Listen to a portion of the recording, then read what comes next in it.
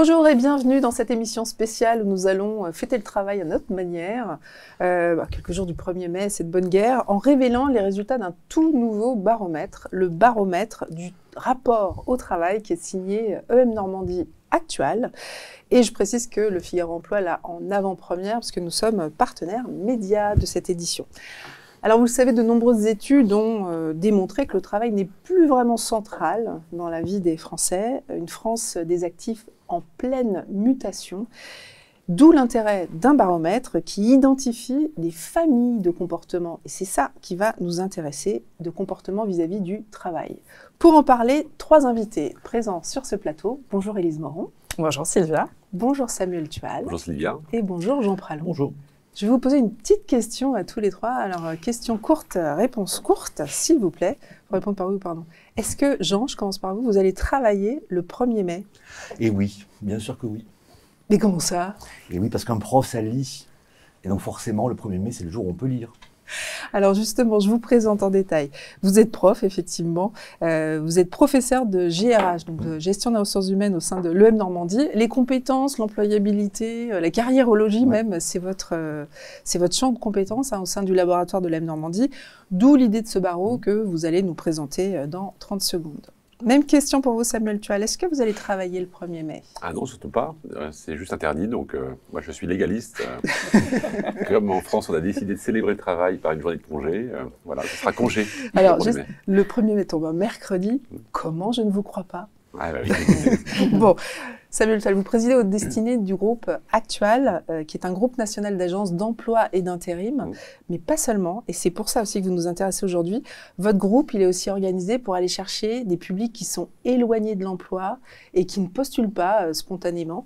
Donc vous allez justement nous expliquer ce que vous retenez de ce baromètre, que vous avez commandé à Jean Pralon, que vous avez financé avec l'EM Normandie, et vous allez nous expliquer tout ça. Très bien.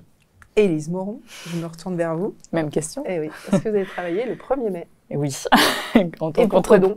Parce que quand on est entrepreneur, on ne connaît pas très bien les jours fériés, surtout quand on est à son compte. C'est bien parce qu'on a 3 Frances très différentes. Élise Moron, vous formez des recruteurs au sein de Blendy, qui est un programme de formation qui cartonne en fait chez les recruteurs. C'est moi qui le dis parce que en fait, ça mixe différentes disciplines pour des recruteurs, ils n'ont pas l'habitude de ça, de façon à les aider à mieux recruter. Et donc, vous l'avez lu, ce baromètre, vous en avez pris connaissance, et vous allez nous expliquer comment il peut inspirer les recruteurs qui, justement, bien souvent s'arrachent les cheveux pour réussir à recruter. Alors, on commence par la méthodologie. Jean Pralon, vous êtes prêt? Un point de méthodo, parce qu'on voudrait quand même savoir, vous avez interrogé presque 200 000 individus, et ces individus, ils sont représentatifs de quoi? Alors, de la France des actifs, d'abord sur le besoin de ce baromètre, c'est une évidence de se dire qu'il y a dissensus au minimum entre candidats et recruteurs, les uns disant que les candidats sont plus qu'ils étaient, le fameux ghosting dont tout le monde se plaint. Et puis côté des candidats, le problème de trouver un emploi à la hauteur de ses espérances, et aussi de s'engager dans une démarche de recrutement à peu près efficace. Donc, premier problème, comment on résout cette équation-là? Deuxième problème sous-jacent, il y a plein de travaux qui nous disent que la France, autrefois un peu classe moyenne uniforme, cet océan qu'on imaginait assez homogène, devient un archipel, devient une série de fragments un peu dissociés. Et donc on s'est dit, est-ce qu'au fond on peut pas retrouver derrière une ou deux dimensions un peu structurantes cette nouvelle France au travail? Donc est-ce qu'on peut essayer de retrouver, grâce à une ou deux dimensions un peu structurantes, le moyen de retrouver ces fragments de France au travail qui sont ceux qu'on a un peu perdus de vue et qui seraient nécessaires aux recruteurs pour comprendre ces nouveaux comportements au travail. Parce que pour l'instant, on est plutôt sur des schémas assez classiques de qualification, d'âge. Oui, alors on peut sûrement se dire... On le retrouve quand même dans le baromètre, dans la méthodologie. Vous êtes quand même représentatif de la France au travail, de la France des actifs. Alors on est allé chercher effectivement dans les 200 000 personnes qu'on a interrogées, par questionnaire évidemment, on a retrouvé toute la France des actifs, donc que ce soit des gens très peu qualifiés, très qualifiés, des jeunes, des vieux, des hommes, des femmes, et puis dans tous les territoires possibles et imaginables. Donc 200 000 personnes, c'est beaucoup pour une enquête, c'est beaucoup pour une étude, et on est assez certain de sa capacité à représenter en effet le marché du travail français aujourd'hui. Alors, ne nous faites pas languir plus longtemps. Est-ce que vous pouvez nous expliquer justement ce qui conditionne l'accès à un travail satisfaisant, on peut l'appeler comme ça. Qu'est-ce que révèle votre baromètre dont on n'a pas l'habitude d'entendre parler? Alors, on a essayé de classer les Français au travail selon 2 axes. Le premier, ce sont les ressources dont ils disposent, donc c'est l'employabilité. au sens de compétence, donc de capacité à accéder à un emploi rapidement, et puis aussi au sens de la capacité à s'adapter à l'évolution du marché du travail. Ça, c'est l'axe vertical du baromètre.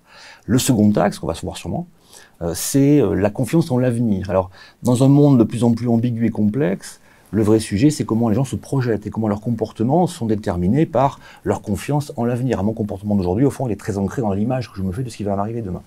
Et donc, de ces deux axes-là, on sort ce qu'on voit là, c'est-à-dire 3 groupes d'individus, 3 groupes de Français au travail, qui sont assez segmentés, qui sont assez différents les uns des autres, et qui sont la nouvelle matrice de la France au travail. D'accord. Donc, ces familles, on va quand même les nommer. Donc, on a un gros groupe de stables, ce que vous appelez les stables. Ensuite, on a les désengagés, donc qui sont tout en bas, pardon. Et puis, tout là-haut, les avant-gardistes. Quand même, moi, j'aimerais bien avoir un petit résumé de ce que sont ces familles. Ouais, qui sont-ils comment on peut les reconnaître Alors, les désengagés, ce sont ceux qu'on peut le plus facilement imaginer. Ils ont peu d'employabilité. Et puis, ils sont évidemment peu confiants envers l'avenir. Ce sont ceux qui sont désengagés dans leur rapport au travail, donc qui, au fond, n'en cherchent plus, sont très découragés et ont du mal à se projeter vers un emploi durable. Où est-ce qu'ils habitent, ceux-là ? Alors, ceux-là, ils sont plus facilement dans des territoires un peu enclavés. Ouais. Ils sont moins urbains. Ouais. Bah oui, ils sont moins urbains que les autres. Ouais. Ils sont plus âgés que les autres, évidemment. Je pense qu'on peut assez facilement les imaginer et les représenter. Je passe à ceux du milieu, évidemment. Allez, allons-y. Ceux du milieu, ce sont les stables. Alors, stables pour deux paramètres. Ce sont ceux qui sont, au fond, les plus facilement candidats à un CDI. Ils ont une bonne employabilité, moyenne mais bonne, donc ils ont des compétences à faire valoir face à un employeur. Et puis leur niveau de confiance un peu modéré fait qu'au fond, ils vont rechercher ce qu'apporte un CDI à un collaborateur, c'est-à-dire un niveau de confiance, un niveau de sécurité juridique. Ouais. Le CDI, c'est protecteur pour plein de raisons. Ouais. Donc cela, c'est le gros du marché du travail, c'est le gros historique. Sauf que, comme on le voit sur ce schéma-là, certains sont optimistes, d'autres pessimistes, et ils vont osciller entre l'optimisme et le pessimisme. Et ce pessimisme ou cet optimisme ont des conséquences sur leur comportement. Les optimistes sont ceux qui vont activement chercher un emploi, qui vont pas se décourager. Ceux qui sont pessimistes sont ceux qui vont beaucoup moins chercher un emploi, être beaucoup moins actifs sur le marché du travail. Ce sont ceux, finalement, qui vont s'auto-éliminer et qui vont tellement s'auto-éliminer que les recruteurs vont y voir des comportements un peu hostiles. Donc l'auto-élimination des candidats et ce que les candidats font pour perdre un peu le fil du process classique de recrutement, c'est souvent ce que les recruteurs voient comme étant un comportement déviant, hostile, le fameux ghosting. Voilà, c'est ça. Okay. Et la dernière famille. Alors je finis par les quatrièmes, qui sont les plus intéressantes pour moi, les avant-gardistes. Oui. Alors ceux-là, ce sont ceux qui se disent qu'ils sont tellement employables, tellement compétents, tellement forts, c'est pas ironie dans ma bouche, et aussi tellement confiants en l'avenir qu'ils n'ont plus besoin de ce que le CDI peut apporter, donc plus besoin de la protection du CDI, et qu'ils vont chercher dans des solutions alternatives, qu'ils vont un peu créer, que ce soit être auto-entrepreneur, créer une start-up, être consultant, etc. Ils vont aller chercher dans des statuts différents et alternatifs ce que la liberté leur amène à chercher, c'est-à-dire finalement travailler là où je veux, quand je veux, où je veux. Et ils ont plutôt raison, puisque si on refère ça à leur niveau de revenus, ceux-là ont des revenus très élevés. Ok. Alors ça parle à chacun d'entre nous, ces familles, effectivement ça fait tilt, ça nous fait penser à des gens aussi. Samuel Tuel, en fait je voulais vous demander d'abord, avant de passer aux solutions pour réussir à adresser ces populations, est-ce que quand même, à part les avant-gardistes, ça sent le déficit de confiance envers le travail et l'entreprise même, je trouve. Est-ce que vous le comprenez, ce déficit de confiance? C'est-à-dire que dans le contexte où on est, dans un contexte géopolitique, social, mouvementé, et puis une planète qui ne va pas bien, est-ce que ça, vous le comprenez, en fait, ce déficit de confiance? Je ne sais pas si on peut dire ça. Ce qui est très intéressant, c'est qu'il y a incontestablement, on sait que le rapport au travail a évolué ces dernières années pour des questions assez structurelles. On constatait ces évolutions déjà depuis quelques temps, ça s'est accéléré avec les crises successives. Donc je pense qu'on a une interrogation sur la place qu'occupe le travail dans la vie de chacun. Alors certains évidemment sont tentés de dire il faut qu'il y ait plus de travail, d'autres moins de travail. Donc la bonne équation à mon avis c'est plutôt au milieu, au sens du mieux travailler, enfin du mieux au travail. Et puis après, ça se télescope aussi avec des sujets un petit peu plus conjoncturels, en lien avec la reprise très forte après la période Covid, marché très, très en tension, où finalement les rapports de force se sont inversés entre l'entreprise et les candidats à l'emploi, où le candidat, pour le coup, est devenu, choisissait son entreprise. Alors là, dans une conjoncture un petit peu plus contrainte, avec une croissance faible, on voit bien que ça ça se tasse un petit peu.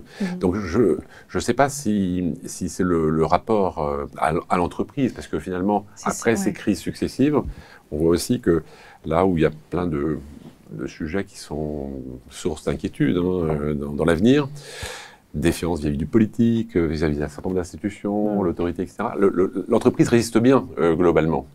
Et finalement, il y a une forme de prise de conscience que c'est dans l'entreprise que les choses peuvent se passer. Mais après, ce que ça m'évoque, effectivement, suivant les catégories, l'évolution, le comportement vont être différents. Et c'est ça qui est très intéressant dans cette étude, c'est de se rendre compte que finalement, suivant les catégories dans lesquelles on se retrouve, tant dans l'entreprise qu'en tant que candidat à l'emploi, les réponses ne seront pas les mêmes, parce que sinon, évidemment, on est à côté de la plaque, quoi. Ouais, on va les aborder juste après, mais je voudrais quand même, pour remettre dans le contexte, en fait, aussi, l'étude Besoin en main-d'œuvre de France Travail est parue il y a quelques jours.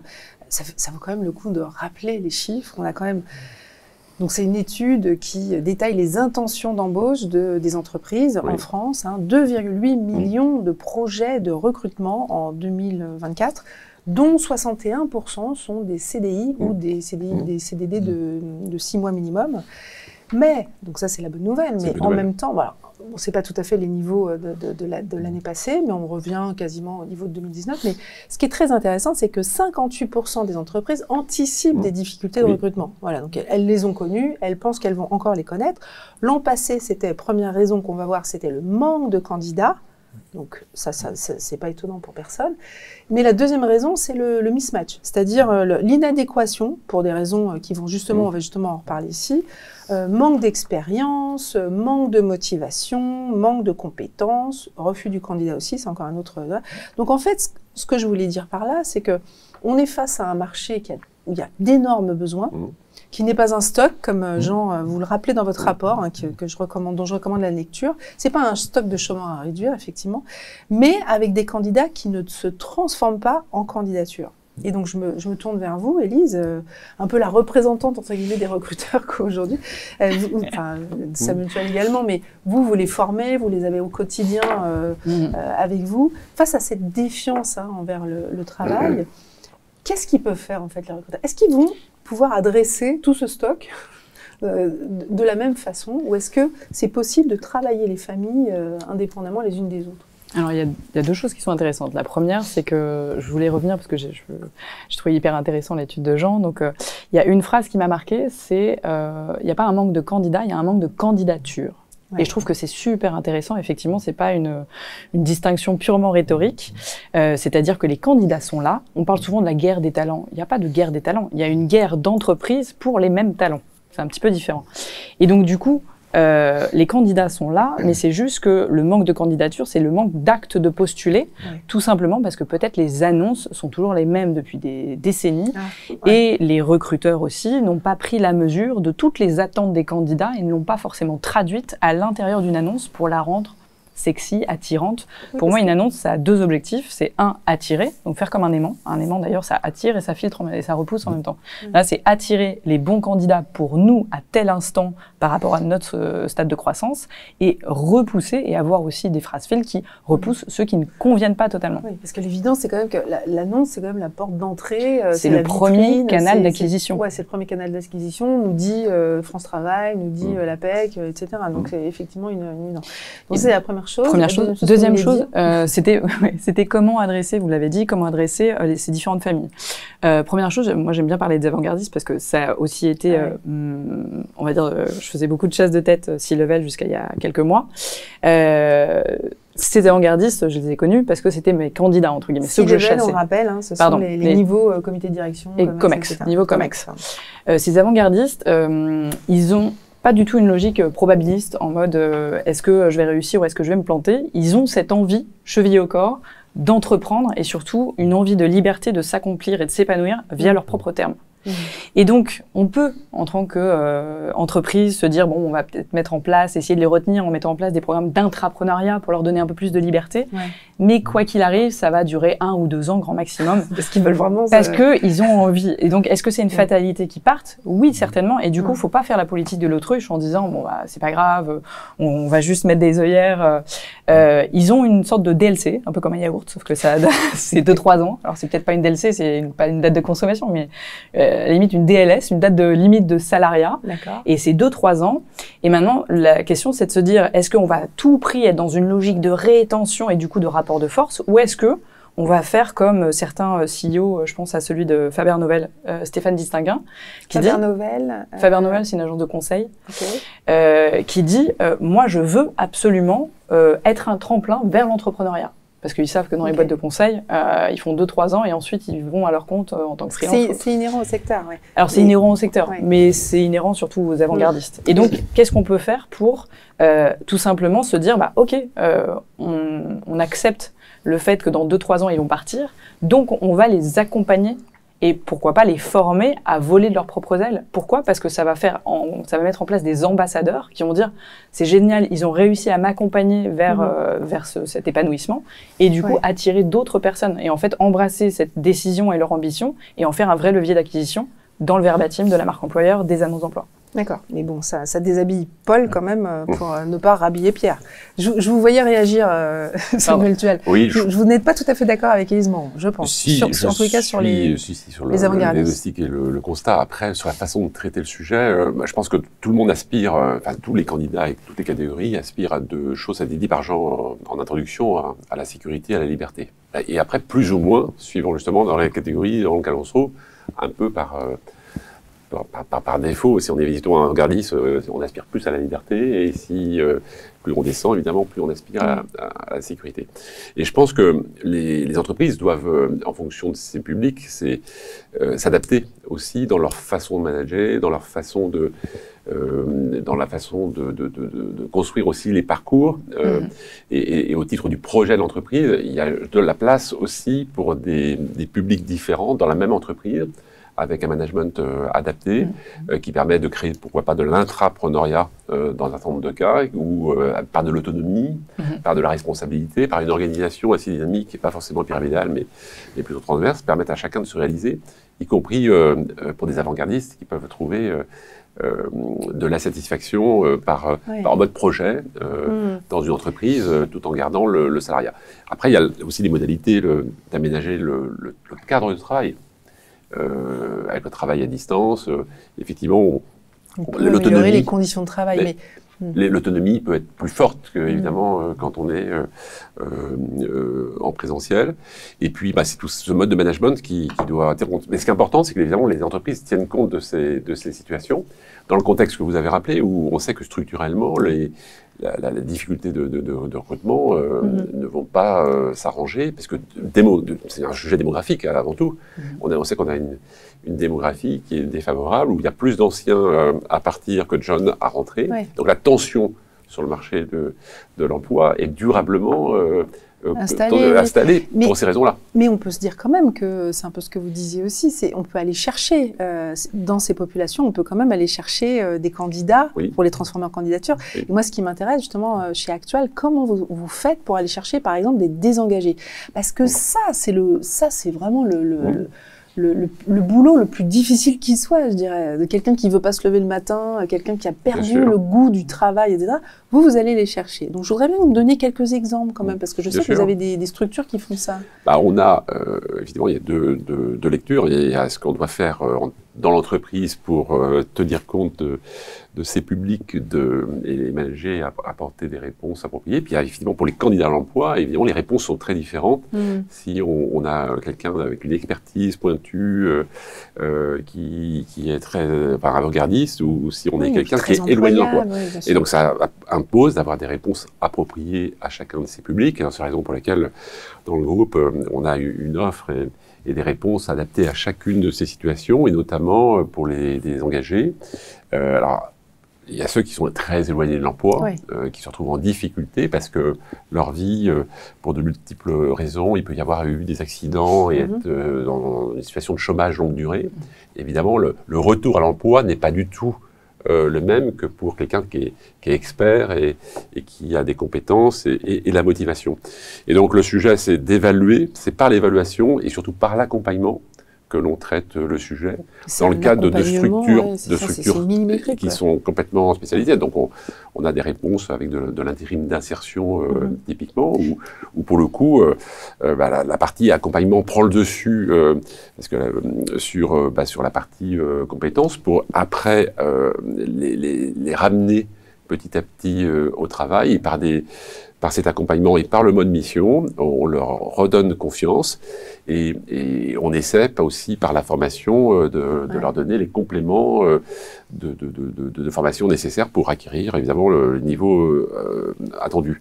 Et donc c'est mais vous avez les des compétences. Résultats, donc vous allez me dire oui, forcément vous avez des résultats, mais parce que c'est pas facile de remettre quelqu'un. Extraordinaire parce que c'est par nature les publics les plus éloignés, donc les plus difficiles. Oui. Actuellement, on est à 74% de taux de sortie positive. Donc les sorties positives au sens France Travail, c'est des CDI ou des CDD de plus de 6 mois. Des gens qui retrouvent des CDI. Et donc c'est pour le coup. Donc ça veut dire que ça marche. Et c'est des personnes évidemment qu'on va chercher. En valeur absolue, ça fait combien de personnes par an, Samuel? Vous avez une idée de combien de personnes vous remettez sur le marché de l'emploi? Sur l'intérim d'insertion, nous accompagnons un peu plus de 5000 personnes. 5000 personnes, d'accord. Donc c'est le sujet de l'accompagnement que j'évoquais, mais c'est aussi tous les freins périphériques à l'emploi. Souvent ces personnes qui...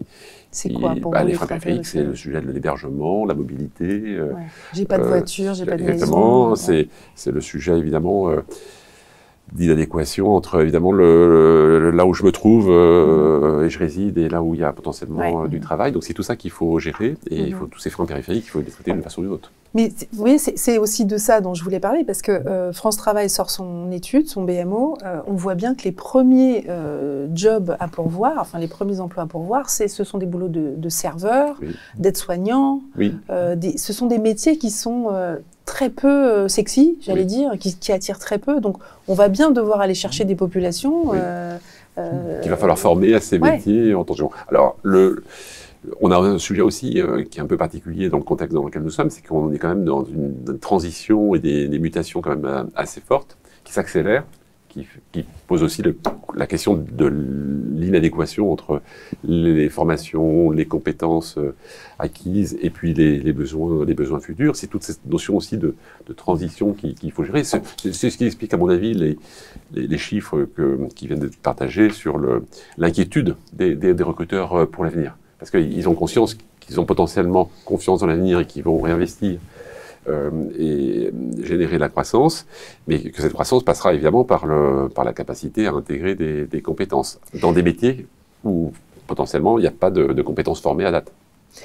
On a presque plus de temps, donc je vais quand même vous poser une question à tous. Est-ce qu'il y a des pratiques innovantes en matière de recrutement que vous estimez, vous aimeriez voir adopter davantage, à une plus grande échelle, je dirais. Est-ce que Élise, par exemple, vous qui êtes en contact quotidien avec ces recruteurs? Je vais pas faire une réponse d'innovation, escape game, ou ce genre de choses. Moi, j'étais plus, justement, je voulais juste rebondir là-dessus, mais je pense que ça va répondre aussi à votre question, c'est sur les désengagés. Je trouve que cette étude est intéressante pour les recruteurs de se dire, c'est une poche de valeur encore beaucoup trop inexploitée par beaucoup de recruteurs. Pourquoi? Parce que les recruteurs que je forme aujourd'hui, ils ont tous le réflexe d'aller sur LinkedIn et tout le monde se bat peu ou prou pour les mêmes candidats. Et je trouve que dans les innovations... Ils sont pas sur LinkedIn, ces gens-là. Ils sont pas sur LinkedIn, voilà. Et donc l'innovation qui est pas une réelle innovation, qui est juste du bon sens, pour autant tout le monde le fait pas. J'ai pu accompagner une boîte qui s'appelait Itelios, qui était une agence digitale dans l'e-commerce qui s'est fait racheter par Capgemini. Et ils avaient mis en place un partenariat avec Pôle emploi et une boîte qui s'appelait Agility Factory et qui était spécialisée sur la reconversion de profils scientifiques chercheurs qui venaient de finir leur thèse et qui, justement, ne trouvaient pas forcément d'emploi. Profil compliqué, hein. Voilà. Et ils leur faisaient une formation accélérée de 6 mois pour devenir développeurs. Donc, c'était formation à l'entreprise, formation au monde digital, notamment pour être développeur. Et ils faisaient un stage dans cette entreprise. Et si le stage était concluant, ils les embauchaient. Alors, je trouve que ce qui est intéressant, c'est quand on est... résultats. Ah, il y avait des super résultats. Alors, j'ai pas en tête les pourcentages.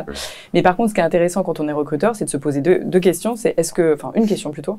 Est-ce que j'ai besoin plutôt de temps ou est-ce que j'ai besoin d'expertise? Je recrute pour avoir plus de temps ou je recrute pour avoir plus d'expertise? Si je veux plus d'expertise, je vais chercher des optimistes et des avant-gardistes. Si je veux plus de temps, sur un profil hyper pénurique sur le marché, ça vaut le coup d'avoir une approche long terme et de venir créer des formats, justement, où on fait de la formation de profils qui sont hyper engagés, qui ont envie aussi potentiellement d'apprendre. Je suis complètement d'accord avec ça, parce que le sujet, c'est évidemment le constat, c'est qu'il y a inadéquation entre offre et demande à la base, donc qui génère évidemment toutes les difficultés. Ça date donc, depuis la genèse. Hein. Oui, mais sauf que ça s'est accentué considérablement, et donc effectivement, si l'entreprise cherche le profil, le mouton à 5 pattes et le profil qui coche toutes les cases, ça fonctionne pas.